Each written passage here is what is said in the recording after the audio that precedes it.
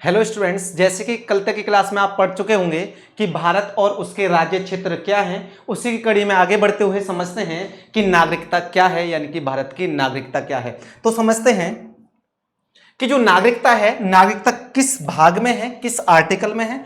तो जो नागरिकता है तो किस में है मेरे भाई, भाग 2 में है। और आर्टिकल किस में है, 5 से 11 में है। तो कभी कभी आपसे पूछ लिया जाता है कि नागरिकता के बारे में कौन सा पार्ट है, यानी कि भाग है, तो कौन सा है मेरे भाई, भाग 2 है। किस आर्टिकल में लिया गया है, 5 से 11 में लिया गया है। कई बार आपके एग्जामों में ये पूछा गया है। अब समझते हैं ये जो नागरिकता है, नागरिकता ली कहां से गई है। जो नागरिकता ली गई है इंग्लैंड से, यानी कि आप कह सकते हैं, या ब्रिटेन से ली गई है। कहां से ली गई है भाई मेरे, ब्रिटेन से ली गई है। अब समझते हैं कि जो नागरिकता है, नागरिकता से पहले समझते हैं जो पीपल यानी कि लोग, लोग होते क्या हैं। तो लोग को समझते हैं। जो लोग हैं, लोग दो तरह से डिफाइन कर सकते हैं। लोग का सीधा सीधा मतलब होता है नागरिक, एक का मतलब क्या होता है मेरे भाई, विदेशी। अब सबसे पहले समझते हैं नागरिक कौन होता है।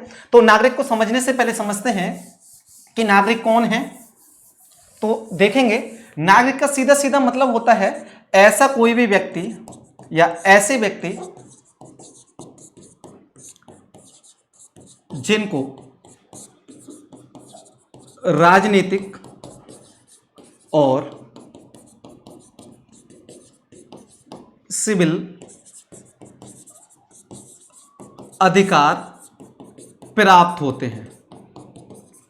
कहने का मतलब नागरिक कौन है, जिनको क्या है, राजनीतिक अधिकार प्राप्त है, और क्या है मेरे भाई, सिविल अधिकार प्राप्त है। अब समझते हैं नागरिक यानी कि राजनीतिक अधिकार कौन कौन से होते हैं। राजनीतिक का मतलब क्या होता है, उसे चुनाव डालने का अधिकार होगा, चुनाव में खड़े होने का अधिकार होगा। क्या कर सकता है वो, यानी कि लोकसभा राज्यसभा में क्या डाल सकता है, चुनाव डाल सकता है, या क्या कर सकता है, चुनाव डाल सकता है, या उसमें अपना क्या कर सकता है, इलेक्शन लड़ सकता है। तो ये क्या है आपके पास, आपके राजनीतिक अधिकार होते हैं। अब समझते हैं सिविल अधिकार क्या होता है। सिविल अधिकार ऐसा कोई भी व्यक्ति जिसको क्या है, भारत में एक अच्छा यानी कि अपने गरिमापूर्ण जीवन जीने के लिए उनके पास जो अधिकार होने चाहिए वो सभी क्या है, सिविल अधिकार है। जैसे सिविल अधिकार में आप देखेंगे तो आपके पास क्या है, आर्टिकल 16 आपको क्या दिया है, ये सिविल अधिकार दिए गए हैं। जैसे आर्टिकल 19 क्या है, आपको एक स्पेशल भारत के नागरिक के लिए ये अधिकार दिए गए हैं। अब समझते हैं कि विदेशी कौन होते हैं। विदेशी का मतलब क्या है। जैसे विदेशी का मतलब है भारत के अलावा जो नागरिक हैं वो सभी क्या है, विदेशी होते हैं। लेकिन अब समझते हैं कि विदेशी को हम देखेंगे तो दो भागों में बांट के देख सकते हैं। जो विदेशी होते हैं, एक होता है मेरे भाई विदेशी मित्र, और एक कौन होता है, विदेशी शत्रु। विदेशी मित्र का मतलब सीधा सीधा क्या होता है, ऐसा कोई भी देश, ऐसा कोई भी देश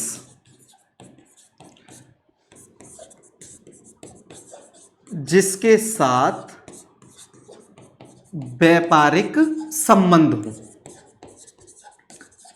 तो सीधा सीधा मतलब क्या है, ऐसा कोई भी देश जिसके साथ हम क्या करते हो, व्यापार करते हो, आयात निर्यात करते हो, तो वो क्या कहलाता है आपके पास, विदेशी मित्र कहलाता है। जैसे आप बात करेंगे कि विदेशी मित्र में कौन कौन से हुए, जैसे एग्जाम्पल के देखेंगे, यूएसए क्या है, विदेशी मित्र है। या अलग अलग देश हैं जिनके साथ हम क्या करते हैं, व्यापार करते हैं, तो वो क्या कहलाते हैं, सभी विदेशी मित्र कहलाते हैं। अब समझते हैं विदेशी शत्रु। विदेशी शत्रु का सीधा सीधा मतलब है ऐसा कोई भी देश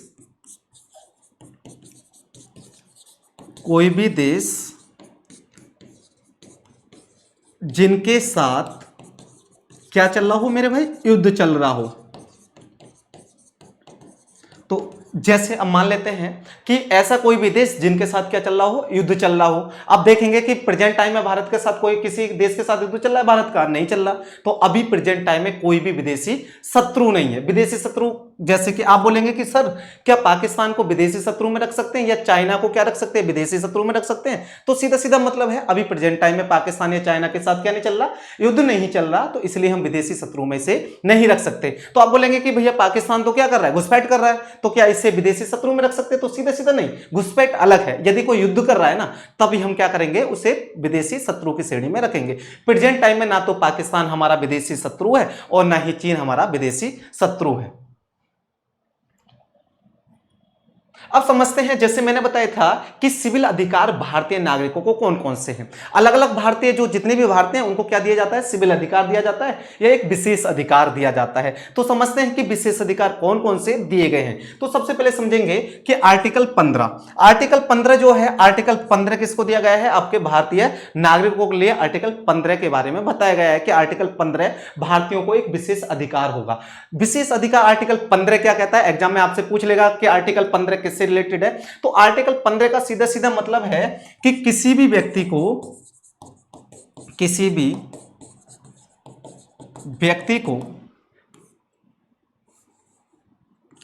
को धर्म, लिंग, वेशभूषा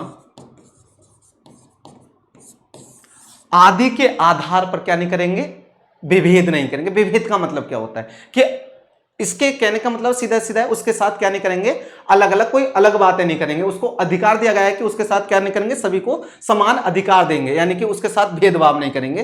तो सीधा सीधा मतलब है कोई भी व्यक्ति है, यदि कोई हमारा कहां रह रहा है, जम्मू कश्मीर में रह रहा है, या कोई व्यक्ति साउथ में रह रहा है, तो उनके साथ क्या नहीं करेंगे, भेदभाव नहीं करेंगे। यानी कि धर्म, जाति, लिंग आधार पर हम क्या नहीं करेंगे, किसी भी व्यक्ति के साथ भेदभाव नहीं करेंगे। आर्टिकल 15 यही कहता है। अब बात करते हैं आर्टिकल 16 क्या है। आर्टिकल 16 भी दिया गया है भारतीय नागरिकों के लिए स्पेशल, ये विदेशियों को नहीं प्राप्त, सिर्फ भारतीय नागरिकों को प्राप्त है। जैसे आर्टिकल 16 क्या है, अवसर की समानता।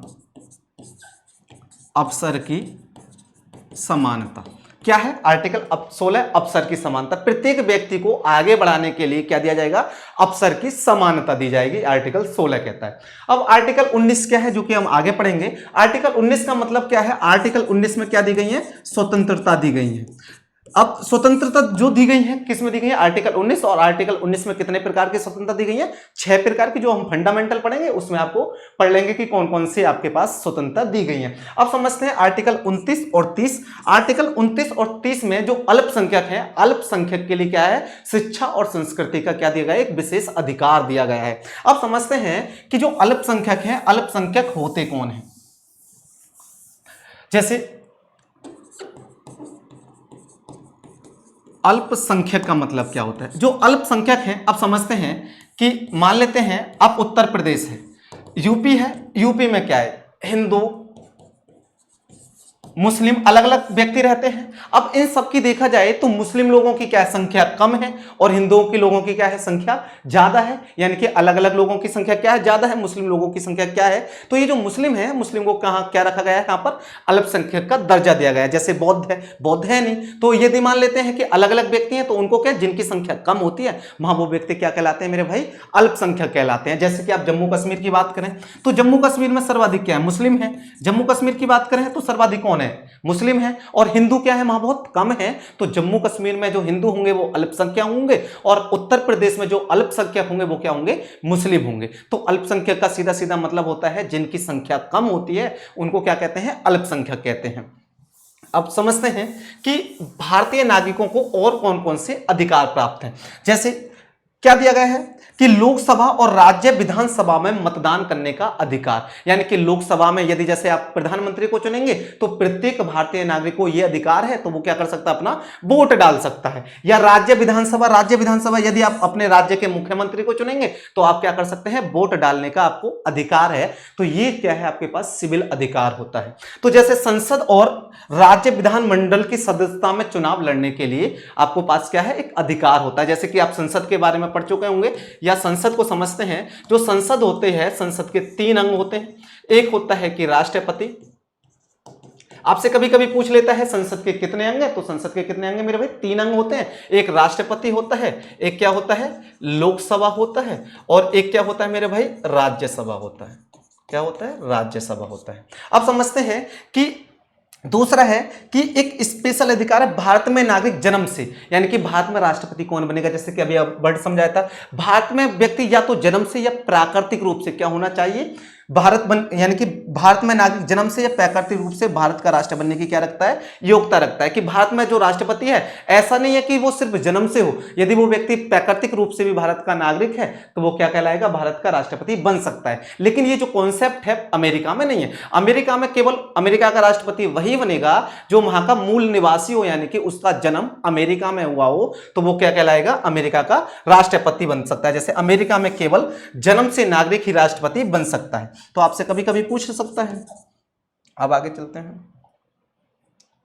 अब सबसे पहले समझते हैं नागरिकता। नागरिकता जो मेन है अब वहां से स्टार्ट होती है। नागरिकता है क्या चीज? नागरिकता को देखा जाए तो नागरिकता को हम 3 भागों में डिवाइड करके बांट सकते हैं। एक होती है मेरे भाई एकल नागरिकता, एक होती है एकल नागरिकता, एक होती है दोहरी नागरिकता, एक क्या होती है मेरे भाई, तिहरी नागरिकता। आप समझते हैं एकल नागरिकता क्या है। जैसे कि अभी तक मैंने बताया था जो भारत की नागरिकता है वो कहां से ली गई है, ब्रिटेन से ली गई है। तो ब्रिटेन की नागरिकता कैसी होगी, एकल नागरिकता होगी, और भारत की नागरिकता क्या होगी, एकल नागरिकता होगी। तो अब जैसे मैप में समझते हैं कि ये भारत है, अब भारत के मैं मान लेते हैं कोई व्यक्ति उत्तर प्रदेश का या दिल्ली का निवासी है, तो क्या उस व्यक्ति को उत्तर प्रदेश की नागरिकता अलग से लेनी पड़ती है? नहीं। तो उसको नागरिकता किसकी ली जाती है, भारत की नागरिकता, यानी कि वो भारत का नागरिक है। तो ऐसे नहीं बोला जाता कि वो उत्तर प्रदेश का नागरिक है, तो सीधा सीधा क्या बोला जाता है, भारत का नागरिक है। कि जितने भी 28 राज्य हैं और 8 केंद्र शासित प्रदेश हैं, यानी कि इन 8 केंद्र शासित प्रदेश और 28 राज्यों की अलग से क्या नहीं लेनी पड़ती, नागरिकता नहीं लेनी पड़ती। तो इसका सीधा सीधा मतलब है जो नागरिकता है सिर्फ भारत की नागरिकता है। कोई भी व्यक्ति चाहे अंडमान निकोबार द्वीप समूह में रह रहा हो, चाहे वो दिल्ली में रह रहा हो, चाहे वो तमिलनाडु में रह रहा हो, तो वो सभी क्या कहेंगे, भारत के नागरिक कहेंगे। तो ये जो नागरिकता होगी वो क्या कहलाएगी मेरे भाई, एकल नागरिकता। आपसे कई बार पूछा गया है कि भारत की नागरिकता कैसी है, तो भारत की नागरिकता कैसी है, एकल नागरिकता है। भारत की नागरिकता कहां से ली गई है, तो कहां से ली गई है मेरे भाई, ब्रिटेन से ली गई है। अब समझते हैं दोहरी नागरिकता क्या है। दोहरी नागरिकता का कॉन्सेप्ट आया कहां से। जैसे कि आपने सुना होगा कि भारत का, या आपने पढ़ा होगा कि जो अमेरिका है, अमेरिका का संविधान, जैसे मैंने पिछली क्लास में आपको पढ़ाया है कि अमेरिका का जो संविधान है वो कैसा है, लिखित संविधान है। तो आप समझते हैं कि जो अमेरिका है, अमेरिका का सबसे पहले लिखित संविधान क्यों बना, तो देखेंगे कि जो अमेरिका था, अमेरिका में क्या थे, छोटे छोटे 30 क्या थे, क्षेत्र थे। उन 30 क्षेत्रों ने अपना क्या करा था, अपना एक संविधान बनाया, और संविधान बनाने के बाद एक पूरा तरह से एक, जैसे इन 30 देशों की, यानी कि 30 देश हैं, इनकी रक्षा कौन करेगा, एक आपस में कोई लड़ाई या झगड़ा हो जाता है तो एक दूसरे के बीच समझौता कैसे किया जाएगा। तो 30 देशों ने मिलकर अपना क्या बनाया, एक संविधान बनाया। तो ये क्या हो जाता है, तो ये 30 एक क्या होगा, अब मान लो 30 देश हैं, अब इन 30 देशों को क्या करनी पड़ेगी, अपने देश की अलग नागरिकता लेनी पड़ेगी।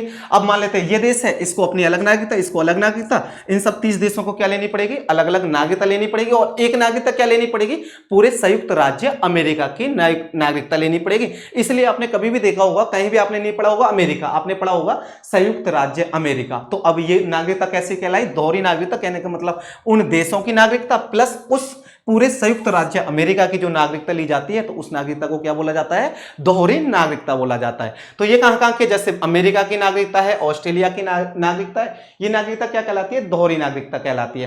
तिहरी नागरिकता का कॉन्सेप्ट आपने बहुत कम ही पढ़ा होगा, मैं मान के चलता हूं। तिहरी नागरिकता कभी कभी एग्जाम में पूछी गई है, एक बार एसएससी के एग्जाम में पूछी गई थी, तिहरी नागरिकता क्या है। अब पेपर में पूछा गया था कि तिहरी नागरिकता कहां की नागरिकता है, तो ये जो तिहरी नागरिकता है ये कहां की नागरिकता है, स्विट्जरलैंड की नागरिकता है। अब समझते हैं कि तिहरी नागरिकता क्या है। जैसे कि आप देखेंगे कि आप दिल्ली के निवासी हैं, तो दिल्ली में क्या है, आपको क्या करना पड़ेगा, दिल्ली में क्या होता है, सबसे छोटा क्या होता है, जैसे आपने देखा होगा नगर निगम होता है, एक क्या होता है, प्रांत है, दिल्ली है, और फिर क्या है, भारत है। यदि आपको अपने एरिया यानी कि नगर निगम की नागरिकता अलग लेनी पड़े, फिर उसके बाद दिल्ली की नागरिकता अलग लेनी पड़े, फिर भारत की नागरिकता अलग लेनी पड़े, तो तीन होगी ना नागरिकता। एक किसकी नागरिकता, एक नगर निगम की नागरिकता, एक प्रांत की नागरिकता, एक अपने उसकी नागरिकता यानी कि संघ की नागरिकता। तो दिल्ली में तो कॉन्सेप्ट है नहीं भारत में, ये कहां पर है, हमारे पास स्विट्जरलैंड में है। तो जो तिहरी नागरिकता है, तिहरी नागरिकता कहां की है मेरे भाई, स्विट्जरलैंड की नागरिकता जो है तिहरी नागरिकता है। आपसे कभी कभी पूछ ले तो तिहरी नागरिकता का कॉन्सेप्ट कहां पर है, तो स्विट्जरलैंड में है। यानी कि तिहरी नागरिकता कहां से ली गई है, तो स्विट्जरलैंड से ली गई है। मैं मान के चलता हूं कि तिहरी नागरिकता का कॉन्सेप्ट आपको समझ में आ गया होगा।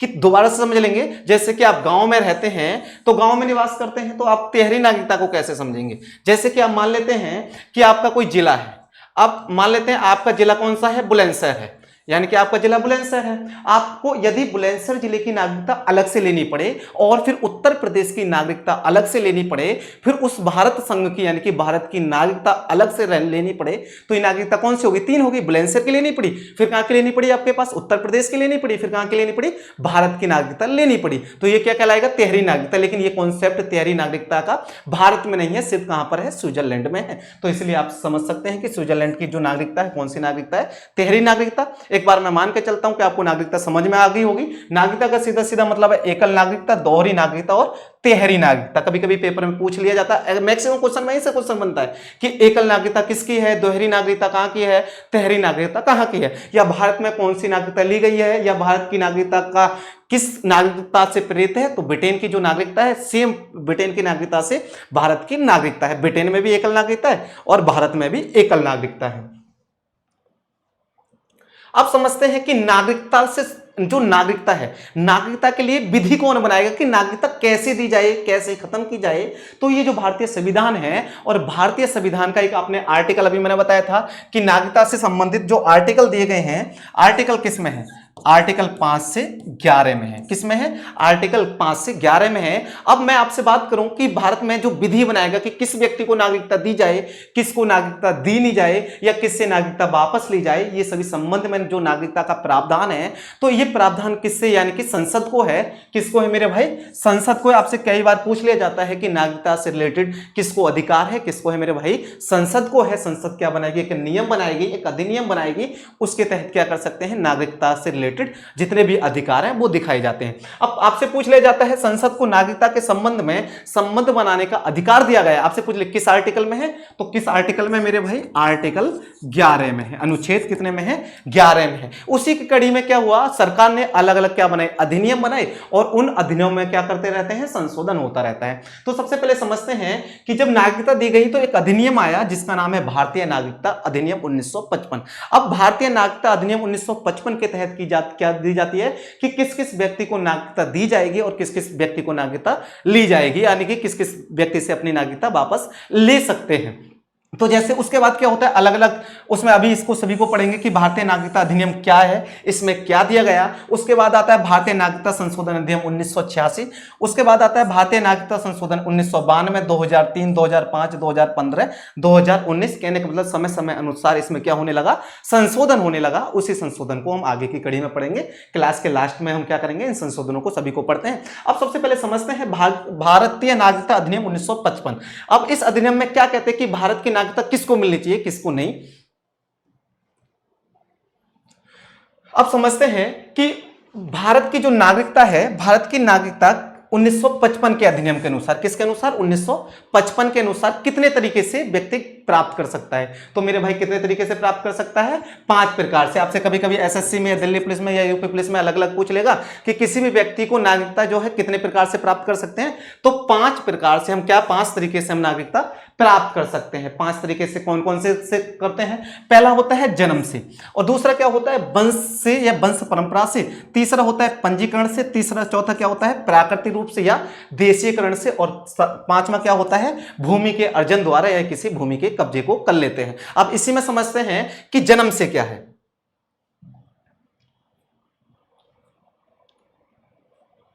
सबसे पहले समझते हैं कि व्यक्ति को जन्म के आधार पर कैसे नागरिकता मिलेगी। यदि किसी व्यक्ति का जन्म 26 जनवरी 1950, क्या 26 जनवरी 1950 या उसके बाद हुआ है, क्या हुआ है? उसके बाद हुआ है, वो भारत का क्या कहलाएगा? नागरिक कहलाएगा। कहने का मतलब कोई भी व्यक्ति, मान लो मैं 1950 के बाद पैदा हुआ हूं, तो मैं स्वतः ही क्या कहलाऊंगा? भारत का नागरिक कहलाऊंगा। ऐसे बहुत सारे। और दूसरा कंडीशन क्या है इसमें से? यदि कोई व्यक्ति जन्म से भारत का नागरिक, मान लो कि मेरा जन्म भारत में नहीं हुआ कैसे? मान लो कि मैं कहीं जा रहे थे मेरे मम्मी पापा, यदि मेरा जन्म कहां हो जाता है? हवाई जहाज में हो जाता है।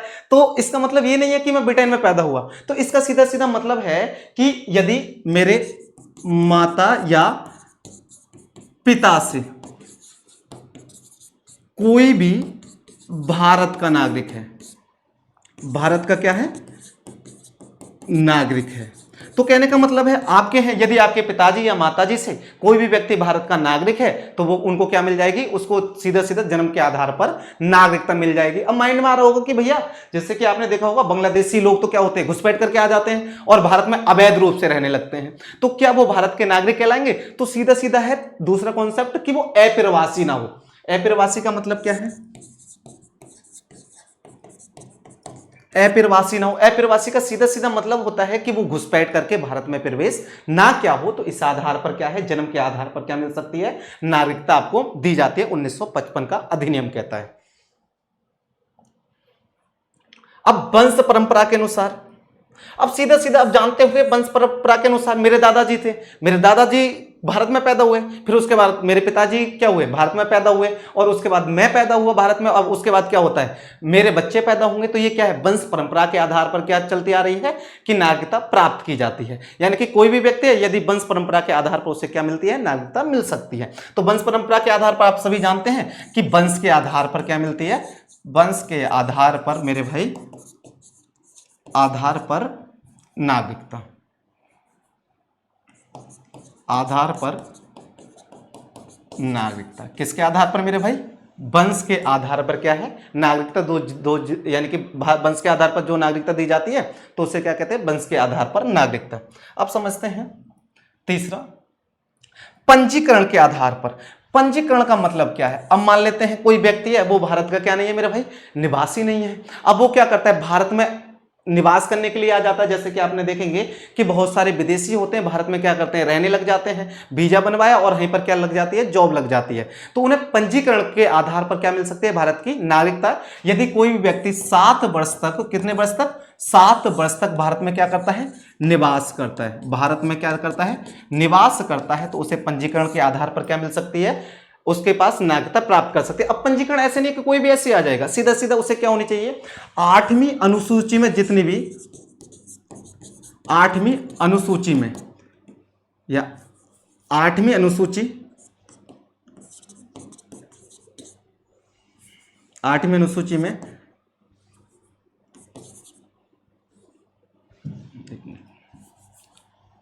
8वीं अनुसूची में दी गई भाषाओं का क्या होना चाहिए मेरे भाई, ज्ञान होना चाहिए। उसे क्या होना चाहिए, जो 8वीं अनुसूची है में जितनी भी भाषा है उनमें से किसी भी भाषा उसे आनी चाहिए। तीसरा, कि उसे किसी विशेष क्षेत्र में या कला, साहित्य या अलग अलग क्षेत्र में क्या है, उसे नॉलेज होनी चाहिए। तो इस आधार पर उसे क्या कर सकते हैं, पंजीकरण कर सकते हैं। जैसे कि मान लेते हैं बुलेट ट्रेन है। अब मान लेते हैं बुलेट ट्रेन क्या आ जाती है, जापान से भारत में आ जाती है। तो अब जो बुलेट ट्रेन को चलाने आएंगे, कौन आएंगे, तो जापान के व्यक्ति आएंगे, भारत के तो तुरंत ही चलाने लग जाएंगे। तो अब क्या होगा, जो जापान के व्यक्ति यहाँ पर क्या करेंगे, बुलेट ट्रेन को चलाएंगे। यदि वो चाहते हैं कि हम भारत के नागरिक बनना चाहते हैं तो उनको क्या दी जा सकती है, नागरिकता दी जा सकती है। तीसरा आता है प्राकृतिक रूप से या देशीयकरण के आधार पर। अब प्राकृतिक रूप से या देशीयकरण के आधार पर, प्राकृतिक रूप से या देशीयकरण के आधार पर आप जानते होंगे कि हम किसी क्षेत्र में क्या है, देशीयकरण के आधार पर हम क्या कर सकते हैं, भारत की नागरिकता प्राप्त कर सकते हैं। अब समझते हैं, यह आता है कि भूमि के अर्जन द्वारा। भूमि के अर्जन द्वारा कैसे होता है, जैसे आपने सुना होगा सिक्किम का जो क्षेत्र था, हमने क्या करा था, 35वें संविधान संशोधन और 36वें संविधान संशोधन द्वारा क्या कर लिया था, उसे अपने क्षेत्र में क्या कर लिया था, अधिकार कर लिया था। अब जो वहां के निवासी हैं स्वतः ही क्या हो जाएंगे, भारत के नागरिक हो जाएंगे। अब मान लेते हैं हमने क्या करा, पाकिस्तान पर कब्जा कर लिया। अब पाकिस्तान के नागरिक जितने भी हैं, अब उनको अलग अलग से नागरिकता तो लेनी नहीं पड़ेगी, वो स्वतः ही क्या कहलाएंगे, भारत के नागरिक हो जाएंगे, उन्हें कहीं जाने की जरूरत नहीं है। अब मान लेते हैं कोई भी क्षेत्र है, उस पर हम क्या कर लेते हैं, कब्जा कर लेते हैं और भारत में क्या कर लेते हैं, उसे मिला लेते हैं। तो वहां के जो नागरिक होंगे स्वतः ही क्या कहलाएंगे, भारत के नागरिक कहलाएंगे और स्वतः ही भारत की नागरिकता प्राप्त हो जाएगी। अब समझते हैं नागरिकता का अंत किस प्रकार से कर सकते हैं, कि कोई भी व्यक्ति नागरिकता का अंत कैसे कैसे कर सकता है। कई बार पेपर में पूछ लिया जाता है। पहला पॉइंट क्या है, स्वैच्छिक त्याग। अब मान लो कि मैं भारत में रहना ही नहीं चाह रहा और मैं क्या करता हूं, स्वतः अपनी क्या कर सकता हूं, नागरिकता त्याग सकता हूं। तो पहला क्या है, एक व्यक्ति जो आयु पूर्ण हो, क्षमता का हो, अपनी इच्छा अनुसार क्या कर सकता है, भारत की नागरिकता त्याग सकता है। तो सीधा सीधा मतलब है, यदि मैं भारत की नागरिकता त्यागना चाहूंगा तो स्वतः ही अपनी त्याग सकता हूं। 18 साल से मेरी आयु क्या होनी चाहिए, पूर्ण होनी चाहिए। अब मान लेते हैं, अब तीसरा क्या होता है, दूसरा पॉइंट, जब कोई व्यक्ति अपनी नागरिकता त्यागता है तो उस व्यक्ति के नाबालिग बच्चों की भी नागरिकता क्या हो जाती है, स्वतः खत्म हो जाती है। अब मान लेते हैं मैं हूं, अब मैंने क्या करी, भारत की नागरिकता छोड़ देता हूं, तो जो मेरे बच्चे हैं ना, उनकी नागरिकता भी क्या हो जाएगी, स्वतः हो जाएगी। लेकिन बच्चा क्या है, नाबालिग है, तो वो अगेन यदि भारत की नागरिकता लेना चाहता है तो 18 साल की जब आयु पूर्ण हो जाएगी तो स्वतः वो क्या कर सकता है, भारत की नागरिकता प्राप्त कर सकता है। तो जैसे देखा है कि हालांकि वह बच्चा जो 18 वर्ष की आयु प्राप्त करता है तो भारतीय नागरिकता प्राप्त क्या कर सकता है, फिर से प्राप्त कर सकता है। सीधा सीधा मतलब है, कोई व्यक्ति है और वो व्यक्ति भारत से कहां जा रहा है, विदेश जा रहा है, अपनी स्वैच्छिक क्या करता है, अपने स्वेच्छा से अपनी नागरिकता त्यागता है, और उसके जो बच्चे हैं अवयस्क हैं, यानी कि 18 साल के नहीं है, 18 साल से कम है, जैसे वो 18 साल के हो जाएंगे तो वो यदि अगेन भारत की नागरिकता ग्रहण करना चाहते हैं तो वो स्वतः ही ग्रहण कर सकते हैं। दूसरा होता है उसे भारत सरकार द्वारा बर्खास्त करने पर या भारत सरकार द्वारा त्याग देने से। पहला है, यदि किसी भी व्यक्ति को भारत की नागरिकता कब कब छोड़ सकता है, भारत कब त्यागता है, यदि भारतीय संविधान एकल नागरिकता प्रदान करता है। जैसे कि आप जानते होंगे भारत की नागरिकता कौन सी होती है, एकल नागरिकता है, और एकल नागरिकता है तो इसका अर्थ है एक व्यक्ति को इस समय में केवल एक ही नागरिकता, एक ही देश की क्या कर सकता है, नागरिकता प्राप्त कर सकता है। तो सीधा सीधा मतलब है, भारत का कोई भी नागरिक यदि नागरिकता प्राप्त करता है भारत की, तो वो क्या है, भारत में सिर्फ भारत की नागरिकता रहेगा। ऐसा नहीं कि ब्रिटेन की नागरिकता ले ले या चाइना की नागरिकता ले ले या पाकिस्तान की नागरिकता ले ले या अलग अलग देशों की नागरिकता। तो भारत की कॉन्सेप्ट क्या, एकल नागरिकता। एकल नागरिकता का सीधा सीधा मतलब है, यदि कोई व्यक्ति अन्य किसी देश की क्या ले लेता है, नागरिकता ग्रहण कर लेता है, तो उसकी दूसरे देश की ग्रहण करने के साथ ही उसकी जो नागरिकता है वो क्या होगी, स्वतः ही खत्म हो जाएगी। दूसरा है, इस प्रकार यदि कोई व्यक्ति दूसरे देश की नागरिकता ले लेता है तो उसकी भारतीय नागरिकता स्वतः ही क्या हो जाएगी, समाप्त हो जाएगी। हालांकि यह प्रावधान तब लागू नहीं होगा जब भारत युद्ध का सामना कर रहा हो। अब मान लेते हैं कि भारत में लड़ाई क्या है, भारत और पाकिस्तान की लड़ाई हो रही है, तब वो क्या करता है, भारत की नागरिकता को छोड़ रहा है या भारत सरकार उससे बर्खास्त कर रहे हैं, तब ये प्रावधान लागू नहीं होगा। आगे देखते हैं, तीसरा होता है सरकार द्वारा वंचित करने पर, यह सरकार किन किन आधार पर क्या कर सकती है, उसे भारत की नागरिकता छीन सकती है। अब पहला पॉइंट होता है कि सरकार निम्नलिखित आधार पर क्या कर सकती है, नागरिकता छीन सकते हैं। पहला, यदि भारतीय संविधान का क्या करना है, अपमान करता है। मान लेते हैं कोई व्यक्ति है, भारतीय संविधान का क्या कर रहा है, वो अपमान कर रहा है, तो सरकार उससे नागरिकता क्या कर सकती है, छीन सकती है। दूसरा पॉइंट क्या होता है, यदि नागरिकता फर्जी तरीके से प्राप्त की हो, यदि व्यक्ति ने क्या करा है कि भारत की नागरिकता फर्जी तरीके से प्राप्त कर ली, जैसे देखा होगा बांग्लादेश के जो यानी कि सीए आया था, तो उसमें क्या था, कुछ लोगों ने फर्जी तरीके से नागरिकता प्राप्त की थी, तो उनकी नागरिकता स्वतः ही छीन ली गई थी। तो दूसरा क्या है, यदि कोई भारत में नागरिकता क्या करता है, फर्जी तरीके से प्राप्त करता है, तो उसकी नागरिकता क्या होगी, स्वतः खत्म हो जाएगी। तीसरा पॉइंट आता है कि कोई व्यक्ति जो है युद्ध के समय, ठीक है, किसी अन्य देश की क्या करता है, सहायता करता है या सहायता करता हुआ पाया जाता है, तो सरकार क्या कर सकती है, उसकी नागरिकता छीन सकती है। जैसे मान लेते हैं भारत और पाकिस्तान का क्या चल रहा है, युद्ध चल रहा है, और कोई व्यक्ति क्या कर रहा है, पाकिस्तान के साथ क्या कर रहा है, युद्ध में सहायता कर रहा है या सहायता करता हुआ पाया जाता है, तो उसकी क्या हो जाएगा, तुरंत ही नागरिकता खत्म कर ली जाएगी। जैसे कि नागरिकता को युद्ध के समय या नागरिक को युद्ध के समय दुश्मन के साथ अवैध रूप से व्यापार या संचार कर रहा हो, यदि कोई भी व्यक्ति अवैध रूप से क्या कर रहा है, संचार कर रहा है, व्यापार कर रहा है, या उसे लगता है कि इसमें क्या अवैध गतिविधियां हैं, तो तब क्या है, भारत सरकार उसकी क्या कर सकता है, नागरिकता त्याग सकता है। अगला पॉइंट, पंजीकरण या देशीकरण के माध्यम से प्राप्त नागरिकता 5 वर्ष के दौरान नागरिक को किसी भी देश में 2 वर्ष की सजा हो जाए। अब मान लेते हैं कि मैं पंजीकरण से क्या कर लिया, किसी व्यक्ति ने पंजीकरण के द्वारा नागरिकता प्राप्त कर ली, और जैसे मान लेते हैं यूएसए का कोई व्यक्ति क्या है, उसने पंजीकरण कराया, और पंजीकरण में 5 वर्ष के अंदर, कितने वर्ष में, 5 वर्ष के अंदर किसी व्यक्ति को 2 साल की क्या हो जाती है, जेल हो जाती है, यूएसए हो जाए, किसी भी देश में हो जाए, तो इसका सीधा सीधा है, भारत सरकार उससे क्या कर लेगी, भारत की नागरिकता को छीन लेगी। तो अगला आता है, नागरिक 7 साल से भारत से बाहर रह रहा हो, यदि कोई भी व्यक्ति भारत से लगातार 7 साल तक, यानी कि ऐसा नहीं कि बीच बीच में आ रहा है जा रहा है, तो कहने का मतलब लगातार 7 साल तक आ ही रहा नहीं है, तो सीधा सीधा क्या है कि वो नागरिकता को क्या कर सकती है, छीन सकती है। अगला देखें, अच्छा मैनेजमेंट वाली टीम ने स्पेशल लिखा है, किसी भारतीय स्त्री द्वारा विदेशी पुरुष से विवाह करने पर। अच्छा, भारतीय यानी कि मैनेजमेंट वाली टीम भी चाहती है कि अंजू और सीमा हैदर के बारे में बोला जाए। तो सीधा सीधा क्या है, यदि किसी भारतीय स्त्री विदेशी पुरुष से क्या कर लेती है मेरे भाई, विवाह कर लेती है। जैसे आपने देखा होगा, कहीं कॉन्सेप्ट को समझेंगे।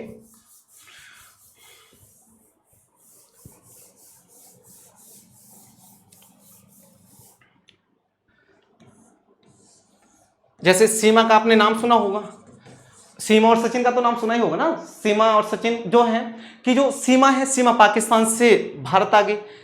अब जब भारत आई है तो जो उसकी पाकिस्तान में जो नागरिकता वो क्या हो जाएगी, खत्म हो जाएगी। या ऐसे समझ लेंगे, अंजू है, अंजू भारत से कहां चलेगी, पाकिस्तान चलेगी। और जैसे ही उसने विवाह क्या कर लिया, पाकिस्तान के लड़के से कर लिया। जब पाकिस्तान के लड़के से उसने क्या कर लिया मेरे भाई, विवाह कर लिया, तो उसकी जो नागरिकता है स्वतः ही भारत सरकार क्या कर देगी, खत्म कर देगी। अब आता है संविधान में नागरिकता से संबंधित क्या क्या प्रावधान है। जैसे कि मैंने बताया था, आर्टिकल क्या है, आर्टिकल 5 से लेके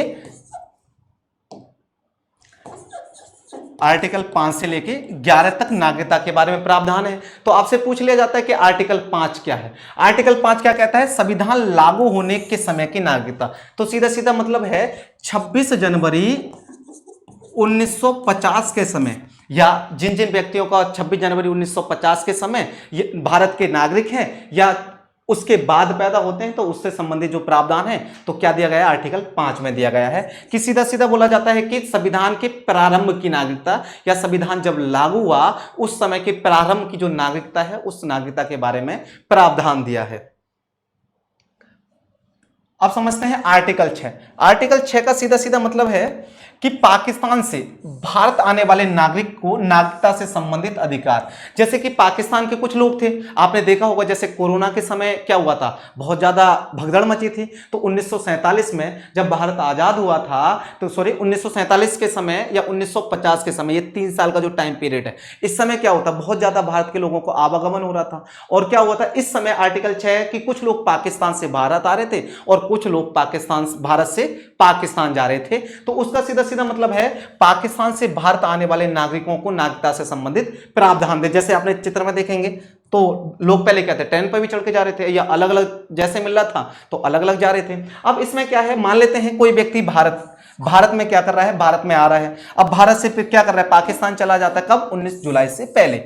तो क्या है, उसको बाद में क्या करवाना पड़ेगा, पंजीकरण करवाना पड़ेगा 6 माह भारत में निवास करने के बाद। यदि कोई व्यक्ति पाकिस्तान से आता है तो पाकिस्तान में आने के बाद उसके बाद 19 जुलाई के बाद आता है, तो उसे क्या करना होगा, 6 महीने भारत में निवास करना पड़ेगा। और उसके बाद क्या करना पड़ेगा मेरे भाई, पंजीकरण करवाना पड़ेगा। उसके बाद आर्टिकल 7 क्या कहता है, आर्टिकल 7 का सीधा सीधा मतलब है कि भारत से पाकिस्तान जाने वाले नागरिक।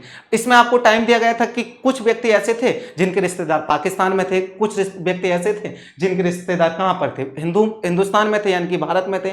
अब कुछ व्यक्ति क्या थे, पाकिस्तान से भारत आ रहे थे और भारत से पाकिस्तान जा रहे थे। आर्टिकल 7 कह रहा है कि भारत से पाकिस्तान जाने वाले व्यक्ति, अब मान लो कुछ व्यक्ति भारत से पाकिस्तान गए हैं और पुनः अगेन क्या आ रहे हैं, भारत में आ रहे हैं, तो उनको जो नागरिकता से संबंधित प्रावधान है वो किसमें है, आर्टिकल 7 में। कहने का मतलब 1 मार्च 1947 के बाद यदि कोई व्यक्ति भारत से पाकिस्तान गया है और वो वापस आना चाहता है, अब मान लो 1 मार्च 1947 के बाद कोई व्यक्ति कहां है, भारत से पाकिस्तान जा रहा है और वापस वो आना चाहता है कि मुझे पाकिस्तान अच्छा नहीं लगा, मैं तो निवास कहां करूंगा, भारत में करूंगा।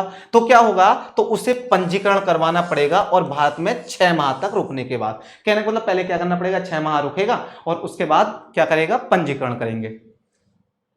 अब समझते हैं आगे आर्टिकल 8 क्या है। आर्टिकल 8 कहता है भारतीय मूल के लोग जो भारत से बाहर निवास कर रहे हैं। तो आर्टिकल 8 का सीधा सीधा मतलब है कोई भी भारतीय व्यक्ति जो कहां है, भारत से कहां निवास कर रहा है, बाहर निवास कर रहा है, व्यापार कर रहा है या भारत में रह ही रहा नहीं है, तो उससे संबंधित नागरिकता से संबंधित जो प्रावधान है तो किसमें है, आर्टिकल 8 में दिए गए हैं। आर्टिकल 9 सीधा सीधा कहता है भारत का नागरिक नहीं होगा यदि वो स्वेच्छा से किसी अन्य देश की नागरिकता ग्रहण कर लेता है। तो आ गया होगा, मैं मान के चलता हूं समझ में। आर्टिकल 10 क्या है कि आर्टिकल 10 क्या है? नागरिकता बने रहने का अधिकार, यानी कि नागरिकता से रिलेटेड जो भी अधिकार था आर्टिकल 10 में था। जैसे कि आर्टिकल 11 में क्या है? आर्टिकल 11 में मैंने बताया था संसद को क्या है, संविधान में नागरिकता से संबंधित विधि बनाने का अधिकार है। ये इंपॉर्टेंट है, कई बार पूछा जाता है। तो संसद को अधिकार है कि नागरिकता का किस किस को दी जाए और नागरिकता किस किस को मेरे भाई खत्म की जाए। आगे चलते हैं। अब आता है विदेशी भारतीय नागरिकता। आपने ये सुना होगा कि विदेशी, किन किन विदेशियों को क्या दी जाती है? भारत की नागरिकता दी जाती है। आप समझते हैं, एक संशोधन आया, नागरिकता संशोधन अधिनियम 2003, आपने सुना होगा। और यहां पर बोला जाता है कि एक कॉन्सेप्ट था, एक समिति बनाई गई जिस समिति का नाम था एलएम समिति। क्या थी मेरे भाई? एलएम समिति। और एलएम समिति ने एक रिपोर्ट दी और इसमें एक कॉन्सेप्ट दिया जिसका नाम था दोहरी नागरिकता। अब दोहरी नागरिकता को इससे क्या बोलते हैं? पीआईओ। एक कॉन्सेप्ट लाया, कौन सा लेके आया? पीआईओ। अब जो विदेश में निवास कर रहे हैं, भारत से बाहर रह रहे हैं, तो उनके लिए क्या एक अधिकार लाया, यानी कि एक एलएम समिति ने रिपोर्ट पेश की और उसमें सीधा सीधा बोला कि भारतीय मूल के जो व्यक्ति हैं वो भारत की क्या कर सकते हैं? नागरिकता ग्रहण कर सकते हैं पीआईओ कार्ड के माध्यम से। अब इसमें सिर्फ 16 देशों की नागरिकता थी। इसमें कितने देश ले सकते थे? 16 देशों के लिए थे। और इस 16 देशों में पाकिस्तान और बांग्लादेश को छोड़ दिया। तो इस सीधा सीधा पीआईओ के माध्यम से सीधा सीधा बोल दिया कि कोई व्यक्ति बांग्लादेश का है और कहां का है मेरे भाई? पाकिस्तान का है, तो वो नागरिकता यहां पर दोहरी नागरिकता नहीं ले सकता। तो आपसे पूछ सकता है कि दोहरी नागरिकता का कॉन्सेप्ट कब आया? ठीक है, दोहरी नागरिकता का क्या था? ये 2000 इसमें आया था 3 में पीआईओ कार्ड के माध्यम से। अब आता है नागरिकता संशोधन। इसमें क्या बोला गया 2005 में? इसमें क्या था? जो ओसीआई थे, अब इसमें जो पीआईओ की जगह क्या दे दिए, जितने भी एक नया कार्ड जारी किया और इसमें एक ओसीआई कॉन्सेप्ट आया। ठीक है, और इस ओसीआई कॉन्सेप्ट में सीधा सीधा बोला है जितने भी पीआईओ व्यक्ति है ना, उनके लिए क्या दी जाएगी? एक नागरिकता दी जाएगी। सिर्फ इसमें भी सीधा सीधा छोड़ दिया, पाकिस्तान और बांग्लादेश के व्यक्तियों को ये नागरिकता ग्रहण नहीं की जाएगी।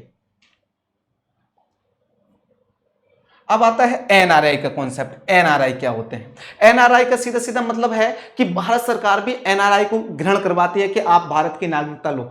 एनआरआई का मतलब सीधा सीधा होता है, सबसे पहले समझते हैं कि इसका मतलब क्या, पहले समझते हैं, ये चीज समझते हैं कि क्यों ग्रहण करवाती है। यदि मान लेते हैं कोई भारतीय मूल का है और क्या है, वो विदेश में रह रहा है। अब भारत सरकार चाहती है कि वो भारत आए, अपने मूल क्षेत्र में आए और उस क्षेत्र को क्या ले ले? गोद ले ले। जब गोद लेगा तो क्या होगा? विकास करेगा। अब जब विकास करेगा तो सरकार को क्या होगा? बढ़ावा मिलेगा और सरकार क्या होगी? जनता का विकास होगा। इसी के लिए क्या दिया जाता है? एनआरआई के लिए कॉन्सेप्ट दिया जाता है। एनआरआई का सीधा सीधा मतलब होता है ऐसा कोई भी व्यक्ति एक वर्ष में 182 दिन से अधिक आप भारत में रह रहे हैं तो आप क्या है? एनआरआई की श्रेणी में आते हैं। दूसरा है, इनको एक भारतीय पासपोर्ट दिया जाएगा और इनके लिए है भारत में आने जाने के लिए क्या नहीं होगा? वीजा की जरूरत नहीं होगी। जब चाहेंगे जब भारत में आ सकते हैं और जब भारत से जाना चाहेंगे तो जा सकते हैं। तीसरा होता है, ये क्या होते हैं? भारत के नागरिक होंगे, यानी कि भारत के नागरिक कहलाएंगे। आप समझते हैं ये जो आर्टिकल है संविधान संशोधन है कि संविधान संशोधन 2015 और संविधान संशोधन 2019, ये काफी इंपॉर्टेंट है, हर बार आते हैं और मैं मान कर चलता हूं इस बार दिल्ली पुलिस से हाँ से क्वेश्चन बन सकता है या आपके एसएससी में एक क्वेश्चन हाँ पर बन सकता है। आपसे पूछ लिए 2015 में एक संशोधन हुआ और इस संशोधन में क्या हुआ? मूल अधिनियम में प्रवासी भारतीय यानी कि ओसीआई से संबंधित प्रावधानों में क्या करा गया? संशोधन किया गया और इसमें भारतीय मूल के व्यक्ति पीआईओ कार्ड धारक, जिनको पीआईओ कार्ड जिनको दिया गया था, प्लस कौन सा कार्ड? ओसीआई कार्ड, मिलाकर एक नाम दे दिया गया जिसका नाम था over citizenship of India card धारक। एक नया कार्ड दे दिया, दोनों कहने का मतलब पीआईओ कार्ड और ओसीआई कार्ड को खत्म कर दिया और दोनों को मिलाकर एक नाम दे दिया जिसका नाम था overseas citizenship of India card धारक। ठीक है ना। अब आपसे पूछ लेगा पीआईओ और ओसीआई का विलय कब हुआ, किस संविधान संशोधन में हुआ? तो कौन से संविधान संशोधन हुआ था? 2015 में नागरिकता संशोधन अधिनियम में ये संशोधन हुआ था जिसमें पीआईओ कार्ड वाले और ओसीआई कार्ड वाले व्यक्तियों को क्या दिया गया था? एक दे दिया गया, एक कार्ड दे दिया गया जिसमें बोलते हैं ओवरसीज सिटीजनशिप। ठीक है ना, ये आपसे पूछे। अब आता है कि 2019 में जो संशोधन हो उसमें क्या था। जैसे इसमें दिया गया संशोधन में 6 समुदाय के सदस्यों को अनुमति देने का प्रस्ताव दिया गया, जैसे पाकिस्तान और बांग्लादेश और मेरे भाई अफगानिस्तान के हिंदुओं के लिए। जो हिंदू कौन कौन से थे? हिंदू, सिख, हिंदू, सिख, बौद्ध, जैन, पारसी और ईसाई। इसमें क्या हुआ, 6 समुदाय के लोग जो अल्पसंख्यक हैं उनको एक क्या दिया, भारत की नागरिकता से संबंधित प्रावधान दिया गया। क्यों प्रावधान दिया गया इसमें समझेंगे। इस ये प्रावधान दिया गया था 31 दिसंबर 2016 से पहले जो भारत में प्रवेश करते हैं तो भारत में रहना उनका क्या रहेगा, जारी रहेगा। यदि कोई व्यक्ति 31 दिसंबर 2014 के बाद भारत में निवास कर रहा है पहले, तो फिर भी वो क्या कर सकता है, भारत में निवास कर सकता है। अब इसमें नागरिकता की आवश्यकता को 11 वर्ष से घटाकर क्या कर दी मेरे भाई, 5 वर्ष कर दी कि अब 5 साल भारत में रह रहे हैं तो आपको क्या दी जा सकती है, भारत की नागरिकता दी जाती है। अब आपने देखा होगा इस पर अलग अलग समुदायों ने क्या करा था, आंदोलन भी किया था। अब ये आंदोलन को समझते हैं आखिर आंदोलन क्यों किया था, तो देखेंगे दोनों अधिसूचनाओं में इन प्रवासियों को पासपोर्ट अधिनियम और विदेशी अधिनियम में क्या दी गई थी, छूट दी गई थी। जो वहां के कुछ अल्पसंख्यक थे, जैसे मुस्लिम अल्पसंख्यक थे, यानी कि कुछ लोग थे जिन्होंने ये बोला कि सिर्फ आप इन 6 समुदायों को क्यों कर रहे हो, बाकी के को क्यों छोड़ रहे हो। इसी के आधार पर क्या कर दी गई, आंदोलन हुआ था, जिसमें से क्या था, इन 6 व्यक्तियों को यानी कि हिंदू, सिख, बौद्ध, जैन, पारसी और ईसाइयों के लिए क्या दिया गया था, एक विशेष अधिकार दिया गया। और इनको क्या कर दिया गया कि पासपोर्ट के लिए और विदेशी अधिनियम में भी क्या दी गई थी, छूट दी गई थी। उसके बाद आते हैं, असम में बड़ी संख्या में संगठनों ने इस विधेयक का क्या करा था, विरोध किया था, क्योंकि बांग्लादेशी हिंदू अवैध प्रवासियों को नागरिकता प्रदान कर रहे हैं। क्या कर रहे हैं कि असम में कुछ क्या है, असम के कुछ लोग क्या करते हैं, बांग्लादेशी आ रहे हैं, उनको नागरिकता प्रदान की जा रही थी। अगला है, बिल का औचित्य यह था कि बांग्लादेश में हिंदू और बौद्ध अल्पसंख्यक है। बांग्लादेश में क्या है, हिंदू और बौद्ध क्या है, अल्पसंख्यक है। और वो क्या है, धार्मिक उत्पीड़ना, यानी कि उनको धर्म के आधार पर क्या किया जा रहा है, उन्हें परेशान किया जा रहा है। तो इस आधार पर वो भारत क्या करते थे, भाग कर आए थे। लेकिन उन्होंने कि बांग्लादेश में मुस्लिम क्या है, बांग्लादेश में मुस्लिम क्या है, बहुसंख्यक है, इसीलिए उनके बारे में ऐसा प्रावधान नहीं है। क्योंकि मैंने आपको पहले ही बताया था जो अल्पसंख्यक होते हैं, अल्पसंख्यक के लिए ये प्रावधान दिया है। मिलते हैं कल की क्लास में सभी बच्चे, ठीक है, ओके।